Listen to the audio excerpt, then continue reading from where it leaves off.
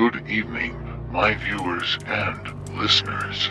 It's time for something terribly interesting. The Rebirth of the Firebreathers, Part 5, Chance Encounter. The dragons had been in the air too long already. Fatigue was taking its toll. They needed to land to rest and eat. But below them were only deserted settlements. The people had taken shelter, waiting for more attacks. From the height of their flight, the lizards saw no living creatures with which to satisfy their hunger. Even the small mountain goats had managed to crawl into crevices, escaping the claws of the mighty predators. The long flight, loss of strength, and lack of food had exhausted the dragon's strength, but they were forced to fly on, looking down intently.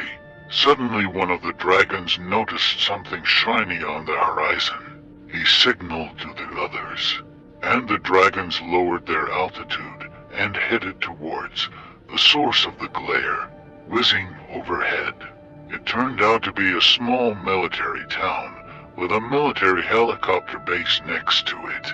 There were people and vehicles scurrying around the airfield, and sun bunnies glinting on the fuel tanks.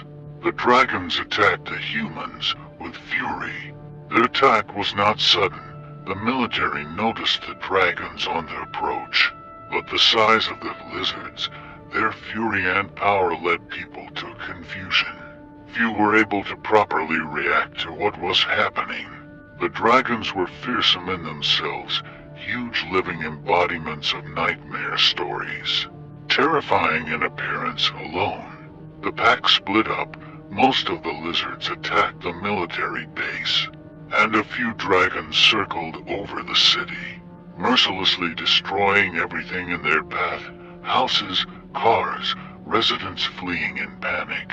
The screams of the victims didn't stop the huge lizards.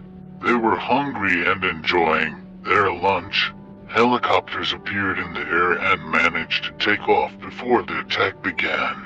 They were firing at the dragons, trying to destroy them or distract them to buy time for the people on the ground who were trying to flee into the rocks or hide in the basements of the surviving houses. Among the people in the military town was a teenage girl. Her name was Linda. She was the daughter of one of the leaders of the resistance. The girl has always been close to her father. Because they were left alone, all loved ones died from the virus. And this time she also went with him to the helicopter base. The girl was in the house when the attack of dragons began. The rumbling, explosions, and gunshots scared her, and she went out on the porch to see what was going on. The fire-breathing monsters had landed on the city street and were searing everything around them. In a tornado of fire, one of the dragons sank its teeth into her father and tore him apart. Linda screamed in terror and pain. She realized she was alone, not knowing the area, afraid of being burned alive.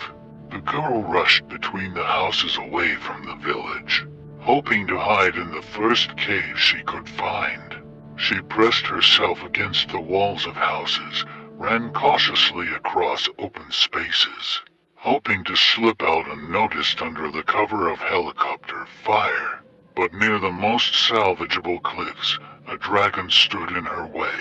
He wasn't huge and strong like the rest of the pack. Stunted, with damaged wings, the teenage dragon couldn't fly. He waited for the end of the attack on the outskirts of the settlement and saw the girl looking for cover. Happy that he had prey, the young dragon roared and lunged clumsily toward his victim. The girl realized she couldn't escape. She saw the dragon dragging its sharp wing behind it, heading towards her. There's nothing I can do, Linda thought, and decided to close her eyes in anticipation of her death. But not before the dragon suddenly let out a piercing scream, slumped to the ground, and froze.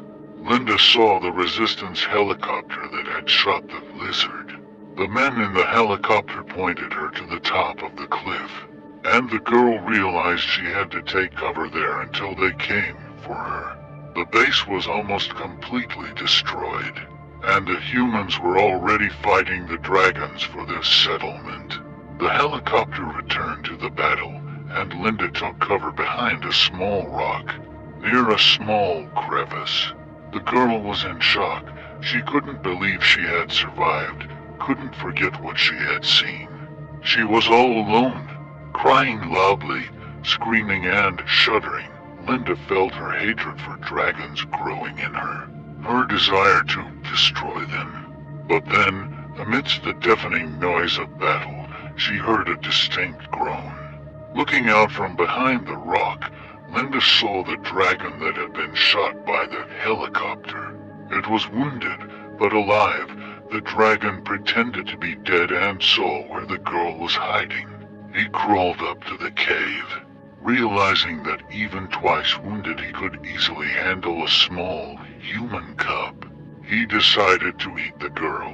But when he heard her crying, he felt sorry for her, and realized that they were alike. The girl had also lost her family and suffered from the war.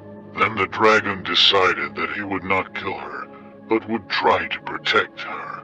He touched her hand lightly with his wing and looked at her expressively, trying to convey his thoughts and feelings with his gaze. He was trying to say that he didn't want to hurt her, but wanted to be her friend. The girl looked at the dragon and couldn't believe her eyes. The monster, which had been looking at her bloodthirstily not so long ago, didn't look aggressive now. The girl realized that the dragon wanted to communicate with her and felt sympathy for her. She felt him asking for her help, stopped crying and smiled. The girl overcame her fear and hatred. Tearing off the sleeves of her shirt, she bandaged the dragon's wound, then helped her move from the scorching sun into the shade of the rocks. Together, they listened to the rumble of battle, shuddering and snuggling against each other. When they calmed down, Linda suddenly realized that dragons were evolved beings, thinking and feeling that they, too, were suffering from a war they did not want, and the blame for everything, the ignorance of people, the eternal human craving for superiority over nature, the denial of balance and harmony. And the girl decided to try to reconcile dragons and humans. After all, she managed to make friends with a dragon.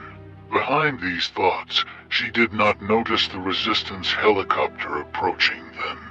The people in the helicopter saw the dragon in the rocks and decided that it had massacred the girl.